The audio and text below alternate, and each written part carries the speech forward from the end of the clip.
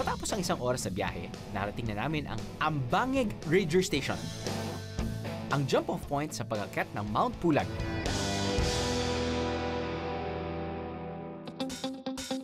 Sa mga ayaw mag-camp sa Mount Pulag o kaya bumisita ng weekend at round trip lang ang akyat, pwede kayong mamili sa mga homestay options na may matutulugan, kainan at malinis na banyo. Pero kung sakaling magkaubusan ng kwarto o feel nyo namang mag-camp, swerte kayo dahil may campsite din dito na may parentahan ng tents at sleeping bags. Ayos! Kami, Bogchi muna!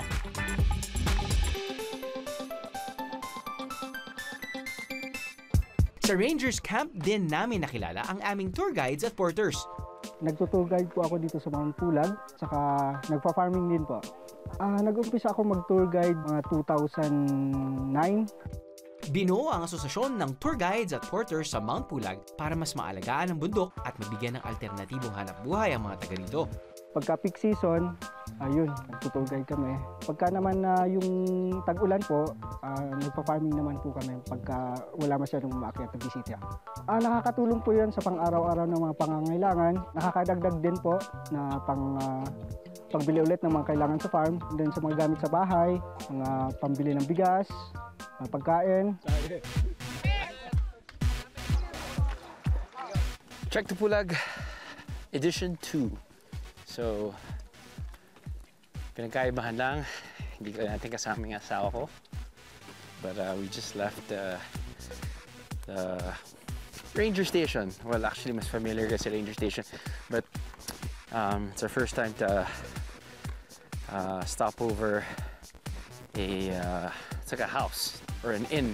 Si Kuya Pablo yung ating magiting na tour guide this time around. At sabi nila na mga 2 oras? Mahigit 2 oras. Mas advantage kasi pag local talaga yung tour guide kasi kabisado na nila yung area. Sanay po kami sa weather dito, umulan man, bumagyo sa taas. May mga training din po na binibigay sa amin, kagaya sa mga mountain search and rescue, mga basic life support. Gawa na siguro yung katawan namin, sanay na dito sa place na to. Kaya huwag magugulat kung ang guide o porter nyo ay ang ilang mga elder dito na sinlalakas ng mga kabataan kung magsikilos. Ang mga porter namin, karamihan ay mga babae. Girl power! Afternoon trek ang tawag sa aming gagawin kung saan sa Ambangeg Trail ang aming daan. Ito raw ang pinakamaikli at pinakamadaling daan papunta sa summit ng Mount Pulag. Pero may paalala ang mga madalas umakyat dito. Ang Ambangeg Trail is easy trail, pero kailangan din po preparation talaga. Kailangan ng konting training and then exercise every morning, at least 1 week or 2 weeks na exercise every morning. At least may paglalakad, pagja-jogging para hindi mahirapan pag-akyat. Since mataas ito, mas manipis yung oxygen. Maraming nagkakaroon ng trouble breathing, so hinihingal agad sila. Kailangan at least, wag lang cardio gawin, kailangan meron din konting drills. Huwag ding piliting maglakad ng mabilis. Easy pace lang para rin manamnam natin ang tanawin. May 3 ecosystems sila dito. Ang una nating dadaanan is pine forest. Hili-hilera at naglalakihang pine tree ang matatanaw sa pag-alis mo sa Ranger Station. Magandang spot din ito para sa iyong mga dramatic selfie.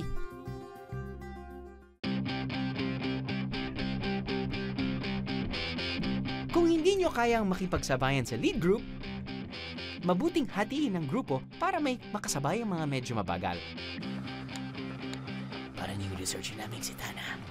Ay, patayin ko na lang kayo dito. Dahil ina-appreciate niya ang lugar. Yun lang naman. Before ka mag-Camp 1, papasok ka na ng mossy forest. Karaniwang may mossy forest o malumot na gubat sa mga matataas na lugar. Nadadaanan kasi ito ng malamig na hangin at ulap na nagiiwan ng hamog sa mga halaman. Kaya mas madaling tumubo ang moss, ferns, lichen at orchids sa mga sanga at ugat ng mga puno rito.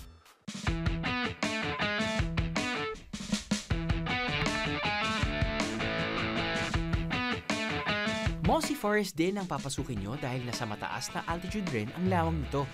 Lake Latip nga po. Ang pangalawang lawa na nakatago sa ibabaw ng kabundukan ng Kabayan. Bago marating ang nasabing lawa, kailangan lumakad din sa loob ng Mossy Forest. Ang kaibahan lang, walang maayos na trail ang lugar. Aapak sa mga ugat at sanga ng kahoy na iyong madadaanan.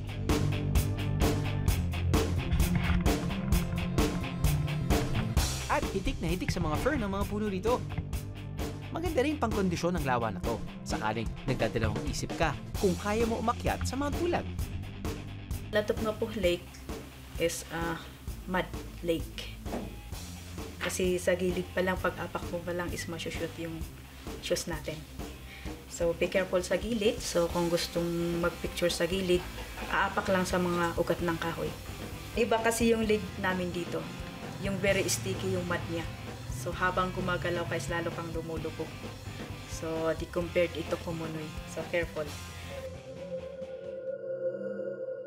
Dahil wala masyadong tao, tahimik ang lugar. Feeling ko nga ay bigla akong napadpad sa set ng isang horror movie. Shake, Rattle, and Drew o Spirit of the Glass. Ow!